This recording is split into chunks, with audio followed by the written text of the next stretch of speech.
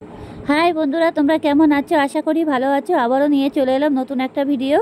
ভালো লাগলে like comment করবেন আর সব বন্ধুদের কাছে ভিডিওটা শেয়ার করে দেবেন। পুরোপুরি ভিডিওটা দেখবেন, টেনে টেনে দেখবেন না, তাহলে কিছুই বুঝতে পারবেন না। যাতেই হোক, আমাদের বাড়িতে আজকে জন্মাষ্টমী পুজো হচ্ছে। আমাদের বাড়িতে পুজোর জন্য কত কিছু আয়োজন করা হয়েছে, অনেক কিছু আয়োজন হয়েছে নানা ধরনের। আর দেখতেই পাচ্ছ এখানে ব্রাহ্মণ পুজোয় বসে গেছে। এইটা হচ্ছে মেয়ে আছে, এই যে ব্রাহ্মণ দেখতেই পাচ্ছ পুজো করছে। ব্রাহ্মণের পাশে আমার হাজবেন্ড বসে আছে, আমার ভাই বউ বসে আছে, আমি বসে আছি। অবশ্য পুজো আমাদের অলরেডি শুরু হয়ে গেছে। ব্রাহ্মণ এসে হচ্ছে প্রায় 5:30টার সময়। সারাদিনই আমাদের কাজে অনেক টাইম কেটে গেছে আর প্রচুর পরিমাণে জিনিসপত্র বানানো হয়েছে। জন্মাষ্টমী পুজোতে অনেক কিছুই বানাতে হয়। আর গোপালকে খুশি করতে হলে প্রথম কথা তালের বড়াই তো বেশি প্রয়োজন। অবশ্য তালের বড়া থেকে শুরু করে ফল প্রসাদ থেকে শুরু করে সব কিছুই করতে হয়। জানো তো সব কিছুই, যে তালের বড়াটা কী করতে হয় জন্মাষ্টমী পুজোতে। জন্মাষ্টমী পুজোতে কিন্তু খরচা আছে, খরচা থাকলে হবে কি। কিন্তু গোপাল এত শান্ত, মিথ্যা কথা বলবো না সবাইকে, খুবই আমার গোপাল খুবই ভালো। কিন্তু টাইম মতন আমি ওনাকে দিতে পারি না। যেটুকু পারি একটু পুজো বছরে হয়তো একটু অল্প করি, কিন্তু সারাদিনই একবার কিংবা দুবার প্রসাদ দেওয়া হয়। আমি অবশ্য বাড়িতে থাকতে পারি না। দেখো কত বাচ্চা কাচ্চা আমাদের খাটের উপরে বসে আছে। এই যে সব ভাই বোনের ছেলে টেলে সবাই বসে আছে। বাইরে তো বারান্দা দিয়ে লোক প্রচুর পরিমাণে আছে। আর যাই হোক, পুজো হচ্ছে বলে কেউ নামছে না এখানে। আর সব জিনিসপত্র আছে সব বাইরে। মনে হচ্ছে যে অল্প প্রসাদ করেছি, আমি কিন্তু অল্প প্রসাদ করিনি। প্রসাদ কিন্তু প্রচুর পরিমাণে হয়েছে, প্রচুর পরিমাণে লোকও হয়েছে। আর সারাদিনে এত ধকল গেছে কি বলবো, মানে খুবই কষ্ট হচ্ছিল।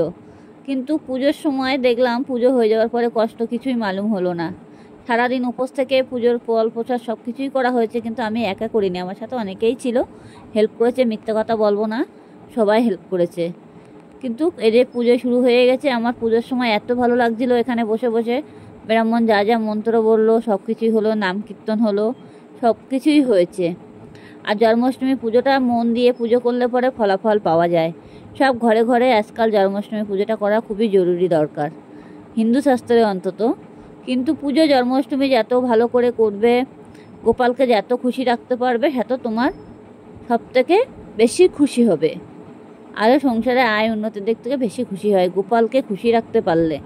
গোপাল তো একটা বাচ্চার মতো না। যেমন আমাদের বাচ্চাদের একটা জন্মাষ্টমীতে খরচ করি, তেমন প্রতি বছর গোপালের জন্য একটু খরচ করতে হয়। যেমন নিজের সন্তানকে মানুষ করতে হবে, তেমন ঠাকুর বলে এটা আমি মনে করি না, মনে করি এটাও আমার সন্তান। কিন্তু সেভাবে তো আমি ওকে পালন করতে পারি না, কেন আমি তো বাড়িতে থাকতে পারি না, টাইম দিতে পারি না। যেতেই হোক, এই যে ঠাকুরের পাতায় ফুল দিয়েছি, এই ফুল টুল দিয়ে এই রেখে দিয়েছি। এই যে পুজো আমাদের অলরেডি এখানে ব্রাহ্মণ মন্ত্র পড়া শুরু হয়ে গেছে, পড়ছে, ফুল দিচ্ছে, ফুল দিয়ে দিয়ে পুজো করা শুরু হয়ে গেছে। এবার আমি একটু চারি সাইডে ঘুরে ঘুরে দেখলাম যে পুজোগুলো করছে ঠিকঠাক করে করছে কিনা। ওই আমার হাজব্যান্ড বসে আছে আমার পাশে, আমার ভাই বউ বসে আছে, আমি বসে আছি। যেতেই হোক, বসে বসে আমি দেখলাম। যেতেই হোক, আমি সামনে যেতে পারছিলাম না, আমার আবার একটু অসুবিধা ছিল, সেই কারণে। যাই হোক, এই যে পুজো শুরু হয়ে গেছে। এখন এই পুজোটা অলরেডি না হওয়া পর্যন্ত আমি সেখান থেকে উঠতে পারবো না, বেরোতেও পারবো না।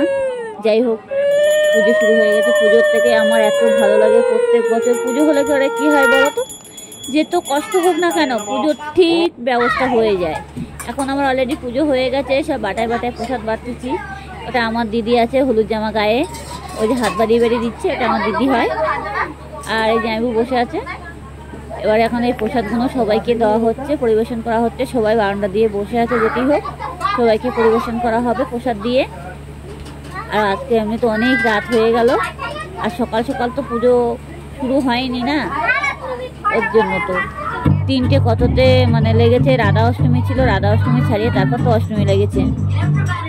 তার জন্য ব্রাহ্মণ 5টার সময় এসেছে। আমি এখন প্রসাদ দেওয়া শুরু করে দিয়েছি। ভালো লাগলে লাইক কমেন্ট করবেন, সব বন্ধুদের কাছে ভিডিওটি শেয়ার